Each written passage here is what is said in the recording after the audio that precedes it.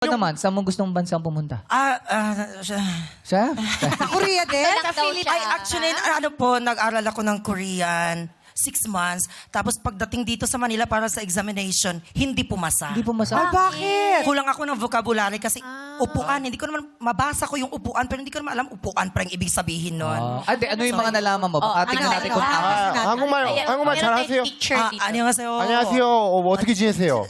저는 준머씨입니다. 아, 그래요? 나이가 어떻게 되세요? Yan yung problema doon. Marami na. Parang hindi 6 months yung inaral. 6 hours.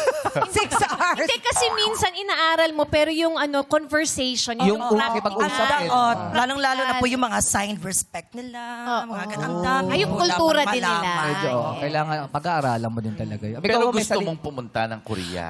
Yes po, kasi itong cheekbones ko, Korean look eh. Ay, oo. Belong ka doon. Sino nagsabi? Korean, Sino yan. nagsabi muna na Korean yung cheekbone? Yung Korean teacher ko na Filipina. Sabi niya, mukhang... Ma'am, kung nanonood kayo, ang daya mo na. Pinaasa ka. Tsaka mahilig sila